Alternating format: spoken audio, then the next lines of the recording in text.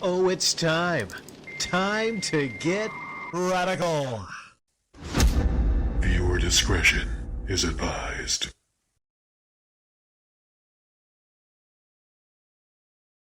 Welcome to Radical Comment of the Week for September 13th through September 19th, 2021. These are the very best comments from that time period. Starting out with the honorable mentions, we got Lance, P.O. Box Christmas, and Shanana Timms. The bronze medal comes to us from Rusty Shackelford. Pretty happy for Big E cashing in the Money in the Bank briefcase and capturing the WWE Championship. Big E is one of the few talented guys on the WWE roster, and his chance to be a WWE champion is long overdue. To an extent, I do agree that it is difficult to take him seriously as a top champion with his fun and over-the-top gimmick. At the same time, we have had plenty of guys who are too serious. Bobby Lashley, the guy Big E won the title from, is one of those guys. So it is a bit refreshing to have someone who isn't too serious. If you're looking for a serious champion, you still have the Universal Champion Roman Reigns for that. In the case of Money in the Bank being a giveaway to a championship, I do agree. Ever since they moved the match to being its own pay-per-view, I think the Money in the Bank has been devalued in terms of who wins it and how they cash it in, at least in most cases. Unfortunately, I do agree that Big E is likely to be one of those transitional champions that holds it for a while and hands it over to a new guy. In the last few years, the WWE Championship has changed hands on the show prior to Survivor Series. Jinder Mahal dropped it to AJ Styles. AJ Styles dropped it to Daniel Bryan. And I believe last year Randy Orton dropped it to Drew McIntyre. Time will tell. In the case of Matt Riddle, I'll say he is definitely one of the best individuals to transition from MMA to wrestling. His gimmick might not cater towards everyone, but he can definitely out-wrestle most of the guys in the ring. I doubt he'll win one of the big championships, though. You know, sometimes you could say, well, a wrestler deserves it. Maybe they are a consistent performer. Maybe they show up. Maybe they're a good guy in the back room, in the back. Maybe they don't cause a lot of problems, So it's not the worst thing in the world that Big E cashed in the Money in the Bank and became the champion. But I think it devalues the championship when you look at the pedigree of past championships. The Rock, Stone Cold, John Cena, Randy Orton, there I think should be a pedigree, before you actually get a main title in any promotion. Because, if people can just point out and say, well, what makes that guy worthy of being champion? And the Money in the Bank is kind of a gimmick. I think the Money in the Bank kind of lessens things itself, with the way it's set up. I get it, it's exciting and everything. But you look at transitional champions. I do agree that Big E is probably going to be a transitional champion. Jinder Mahal, yeah, that's one person I think most people will agree. Jinder Mahal is one of those mid-cars that never deserved to get anywhere near the title. What it was is, well, Vince probably liked, his workout regimen, i.e. steroids, and that got him the title there. Interesting about Randy Orton now. I wonder, will a lot of people consider Randy Orton at this point in his career, a possible transitional champion? Him and Edge? The weird thing is, there's so few actual real stars in WWE right now. I would say arguably people like Edge and Randy Orton, should be slated above a lot of the main guys right now.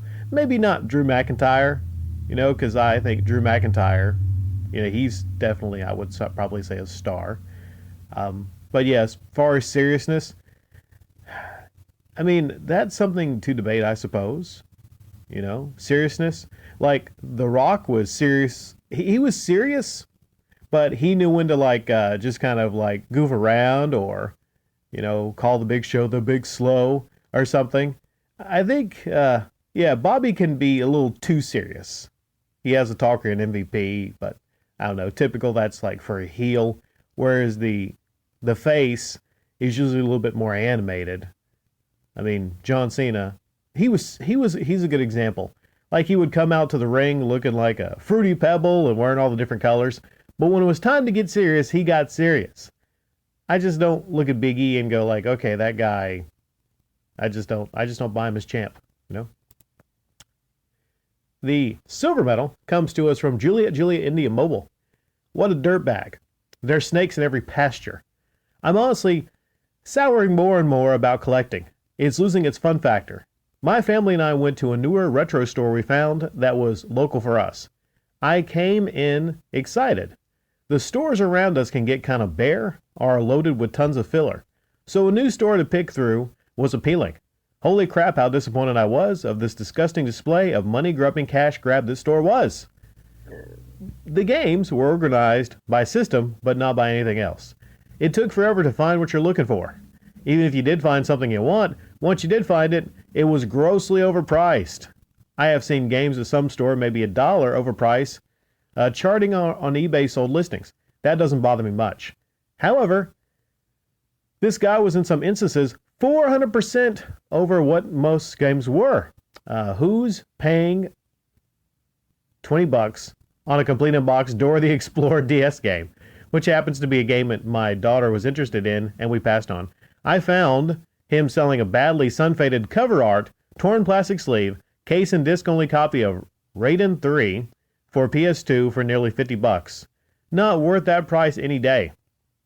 We walked out quickly and both gave honest reviews about how terrible of a store that place was. We hoped it helped those to know that's not what the hobby is about, and to take your money someplace else. Guys like this guy need to be corrected or ejected from the hobby.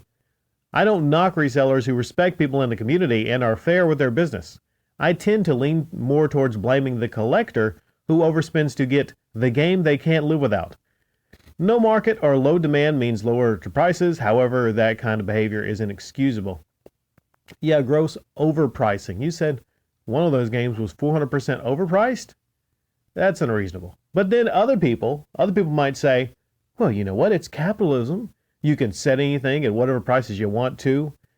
But you bring up the hobby. And a lot of people really forgot about what gaming is supposed to be about, which is the hobby. We are not talking about coins and coin collecting. We're talking about video games. Okay? So you go in there and you see a game, and, you know, if I was running a store like that, and I see you come in there, and you're in there with your daughter, and, you know, she wanted Dora the Explorer, which, come on now, it's Dora the freaking Explorer. And, you know, you were also like, you know what, my daughter would really like this. It's just, I feel that's a little overpriced. I'd be like, yeah, $10. $10, you know. Now, I would think about how much I paid for it. And I would think like, well, I probably paid $2-3 for it at a thrift store. So, you know, $10. You know, that's what a lot of people forgot about, you know, just being decent people. And there's a lot of money grubbing that goes on in gaming, you know, specifically retro gaming. And a lot of people are just fed up with it. They're sick and tired of it. The gold medal, the shiny gold medal, comes to us from Red Strass 97. Hey, Radical Rick. Very good upload about Camelot331 possibly creating a cult. It brings to mind a topic I've been meaning to bring up on here, and this is the perfect opening for it. In simple terms, the word cult no longer has the bad stigma that it used to. I remember in the 80s and 90s, the word used to strike fear into people, immediately associating with religious fanatics and people committing mass suicide. However, during the 2000s, a shift started to happen with the word that I didn't see until 2008 when it was applied to me. Back then I worked for Spectrum. One of my friends, on finding out that I took a job at Spectrum, proceeded to tell me, why in the world would you want to work for that cult? Yes, he wasn't a fan of the company, but it was the first time that I've ever been accused of being in a cult. I was shocked at his statement. Over the years, on various message forums, I got to learn that the term was being used for a ton of viewpoints. Now today it's applied to almost everything by a lot of people. If you work for a corporation, you are in a cult. If you are a part of any religion, you are in a cult. If you support a certain political party, you are in a cult. And yes, even if you support a certain game console, you are in a cult. In the end, today, to certain people, all of us really are in a cult. It could even be applied to this YouTube channel, and certainly to beat 'em ups, John Hancock, MGR, Review Tech USA, and others. With the word being used so easily today, and with that being applied to almost everything, I fear that we are losing the real meaning of what it once was. And my fear is that people may not know that they are in a real dangerous cult until it's too late. Just my thoughts about this topic and my concerns about what the term has become today. Well, I will stress this and put this out there if I didn't do it enough. in that Camelot331 upload that seemed to get up under the skin of Brandon, if he even actually listened to the entire thing, or listened to it and actually like processed it in his brain. At no point did I equate Camelot331 into being in a dangerous cult like was brought up by Chicago Infinity. In fact, I pushed against that a little bit. I pushed against that assumption a little bit, and I kind of saw that this person, they were possibly trying to be very shocking with their comment, So there are different levels of what we would consider cult. And could Camelot be considered to be running a type of a cult? Possibly, yeah. A type of a cult. But not specifically the cult, like the cult and cultist. Like, you look at the Resident Evil games, like Resident Evil 4 and the crazy cultist, But here again, let's get on the other side here. If you are an online individual, a personality, you're on YouTube, and you see that you are getting several thousands in donations, I would probably think to myself, my heavens, I seem to be creating a cult, because there's someone that will sacrifice this much for a complete stranger. Think about what cult means, actually. To me, the true definition of being in a cult, and again, there's different levels of this, is the amount that you are willing to sacrifice for a goal or a cause, or specifically an individual, more or less an individual. Some people willing to sacrifice their very lives or the lives of others. Well, what would several thousands of dollars be to a person but a sacrifice? We're not talking about a reasonable person. And anyone in the Camelot, give me an answer.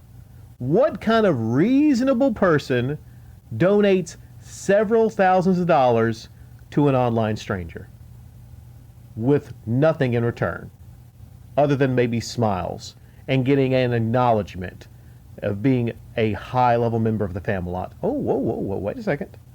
Now, could some of these YouTubers with these high levels and designations for people that give them high donations, seems like that might be set up as a type of cult. There are different types of cults, is what I'm saying, Red Stratus. So you say the word lost its meaning. I think it just went into different types of cults. So let's pretty much, call what's going on YouTube, specifically in the retro gaming community, we could maybe put a label on that. We could call that maybe retro gaming cults, or, gaming cults, specifically, I'm not saying that specifically in the case of Camelot331, maybe, I don't get it. I don't understand what it is about this individual that would actually cause someone in a good mental space to donate several thousands of dollars to them. So we could actually look at the mental space of the people that are donating these several thousands of dollars. These people in the Camelot, they really like Cody. They really enjoy his uploads. And there's nothing wrong with liking or enjoying, someone. But I wonder how many of them would actually probably maybe go to therapy and probably, they would be open to actually maybe going into therapy if they find themselves unloading their bank accounts to one individual. Maybe because they feel like this is a nice person. Really? I mean, I don't understand it. If you are donating, like, why would you take that money and donate it to Camelot if you're not in a cult, and maybe donate it to St.Jude's or the Red Cross, or some animal charities? Like, why wouldn't you do that? I mean, I would think, and this is just me, making this weird, crazy, trollish comment. I would think sick children probably deserve donations more than Camelot331. I would think maybe the veterans probably deserve donations and assistance. People missing their freaking arms. I think they would deserve the donations a little bit more than Camelot331, because it doesn't vibe with me, the excuse that these people might give that he's such a great guy. Really, such a great guy. What kind of great guy willingly accepts several thousands of dollars in donations and then, classifies these people? What kind of person runs a type of cult? And specifically, I'm not saying the cult that Chicago Infinity brings up, but I want to know, how good can a person be? How good can Cody be if he is currently running a type of money cult on YouTube?